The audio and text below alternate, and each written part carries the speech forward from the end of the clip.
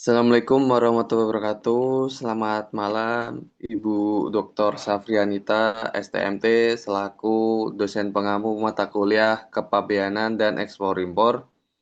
Mohon izin untuk memperkenalkan diri, Bu. Nama saya Robi Zakaria. Saya kelas 21A, Manajemen Logistik Transportasi, di mana saya kali ini akan menjelaskan terkait soal yang diberikan oleh Ibu, soal AAS, Asesmen Akhir Semester, di mana terdapat dua soal. Untuk soal yang pertama yaitu terdapat tiga instrumen dasar yang wajib diketahui oleh eksportir dan importir dalam menunjang bisnis. Di sisi lain terdapat cukup banyak skema FTA yang ditandatangani pemerintah dan sangat erat kaitannya dengan tiga instrumen dasar tersebut. Dan soal yang kedua, sebuah perusahaan eksportir mengeluarkan berbagai biaya dalam kegiatan ekspornya, seperti biaya pengemasan, biaya administrasi dokumen ekspor, biaya sertifikasi produk, biaya asumsi pengiriman, terus dan lain-lain. Untuk soal pertama, yaitu memahami tiga instrumen dasar regulasi kepabeanan dan hubungannya dengan optimalisasi skema Free Trade Agreement bagi negara dan pelaku usaha. Untuk pertanyaan yang kedua, menganalisis kategori biaya seperti pengemasan, administrasi dokumen, asuransi, dan sertifikasi bagi overhead cost dalam ekspor kopi serta dampaknya terhadap daya saing harga global. Untuk soal yang pertama, terdapat tiga instrumen dalam kepabeanan, yaitu klasifikasi tarif, penggunaan harmonized system yang seragam secara global untuk mengklasifikasikan jenis barang, besaran tarif yang berlaku. Yang kedua, nilai pabeanan.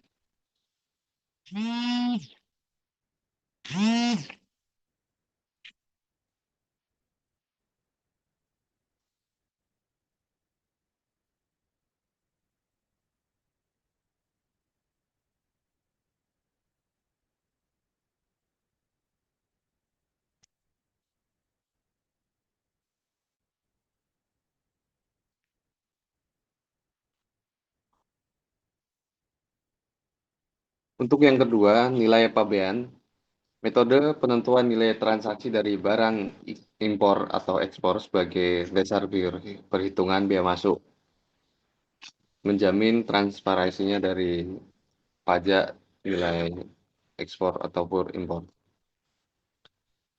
Ketentuan asal barang atau biasa disebut rules of origin untuk menentukan negara asal barang syarat mutlak untuk mendapatkan fasilitas tarif referensi dari FTA.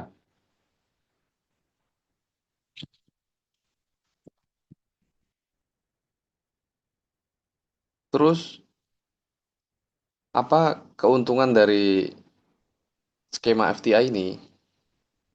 Dari keuntungan ini dibagi jadi dua, yang mana bagi eksportir, importir, dan bagi negara. Yang pertama bagi eksportir dan importir, yaitu pemahaman instrumen dasar memastikan kelayakan fasilitas FTA. Yang pertama, eksportir, di mana eksportir ini atau pembebasan tarif masuk di negara tujuan. Produk menjadi lebih murah dan kompetitif dibandingkan kompetitor non-FTA. Bagi importir, mendapatkan bahan baku, mesin atau barang modal dengan biaya lebih rendah yang menekan biaya produksi domestik. Untuk kepastian, mengurangi resiko denda kepabeanan akibat kesalahan HESCO atau asal barang. Dan bagi negara, keterlibatan dalam FTA mendorong makroekonomi, di antara lain yang pertama investasi. Menarik foreign direct investment karena negara menjadi hub produksi dengan tarif ekonomi rendah, tarif ekspor rendah. Terus yang kedua, neraca perdagangan, meningkatkan total volume ekspor dan memperluas diversifikasi pasar tujuan. Yang ketiga, efisiensi industri, memaksa industri lokal untuk lebih efisien dan terintegrasi dengan rantai pasok global atau global value chain.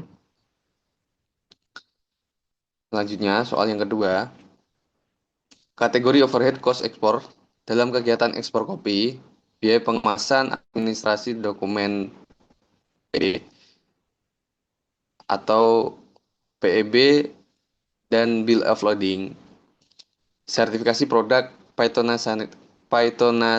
phytosanitary dan lain-lain, dan asuransi pengiriman dikategorikan sebagai overhead cost ekspor. Mengapa demikian? Biaya ini tidak terkait langsung dengan proses produksi utama seperti penanaman, pemetikan, atau pembanggangan biji kopi, dan lain-lain. Biaya ini merupakan beban pendukung operasional, pemasaran, dan logistik yang wajib dikeluarkan agar produk fisik dapat menembus batas yurisdiksi negara lain secara legal dan aman.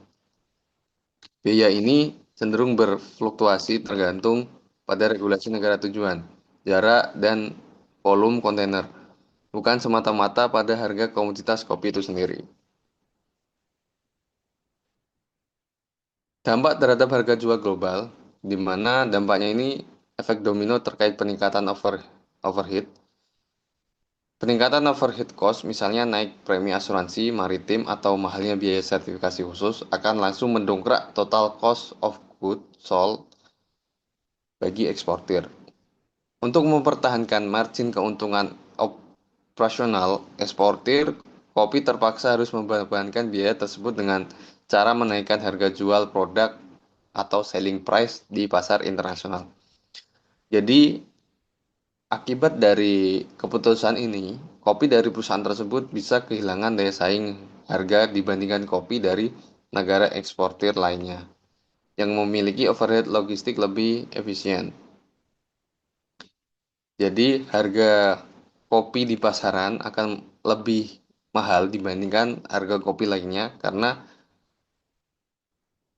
terdapat biaya tambahan seperti yang saya sebutkan tadi.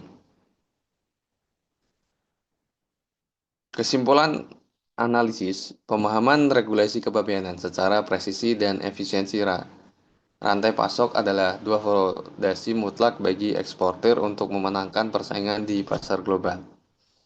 Demikian dari saya, Ibu. Mohon maaf apabila ada kesalahan. Terima kasih. Wassalamualaikum warahmatullahi wabarakatuh.